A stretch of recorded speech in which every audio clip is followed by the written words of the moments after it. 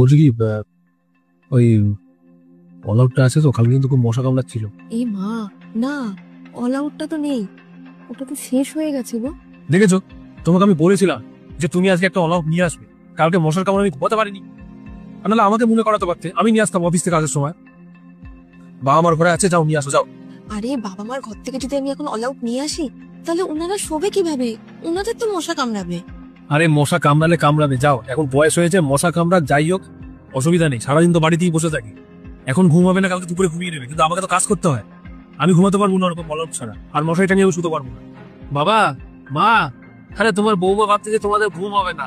আরে ওকে একটু বলো, তোমরা তো ইয়ং বয়সে অনেক আনন্দ করেছো, অনেক শান্তিতে ঘুমিয়েছো, এখন বয়স হয়েছে আবার কিসের এত শান্তি? যাও যাও নিয়ে আসো যাও। উফ, যাও, বসে না থেকে নিয়ে আসো।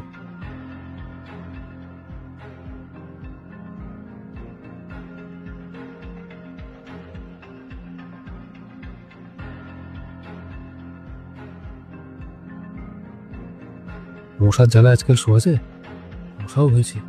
আর এরা বুড়ো বুড়ি, কি হতো আরাম করি, আরে আরাম করবো আমরা। আরে কি হলো গো, তুমি কি অল আউট আনতে কি করে কারখানায় গেলে নাকি? না লাগিয়ে দাও তুই, তো সব।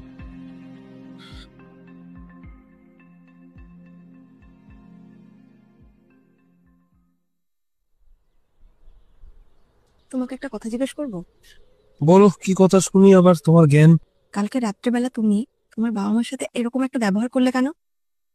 আচ্ছা, তোমার মনে কি একটু কিছু ফিলিংস নেই? ওনাদের বয়স হয়েছে। ফিলিংস? ফিলিংস? আর ওই লোকটা আমার জন্য কি করেছে যে আমি তার জন্য ফিলিংস ধরে রাখবো আমার মনের মধ্যে? হ্যাঁ, আমার বাবার ইনভেস্টমেন্ট কি জানো?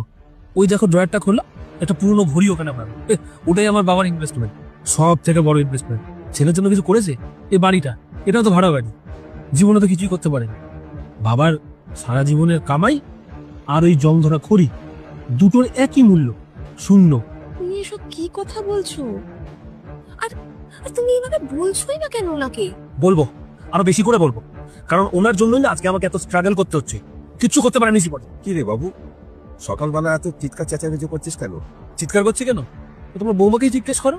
আমার তো সকালবেলা মুড একেবারে ফার্স্ট ক্লাস ছিল, কিন্তু তোমার বৌমা হঠাৎ করে তোমার ব্যাপারে আর মায়ের ব্যাপারে কথা বলা শুরু করে দিল। এই জন্য আমার মাথাটা চট করে গরম হয়ে গেল।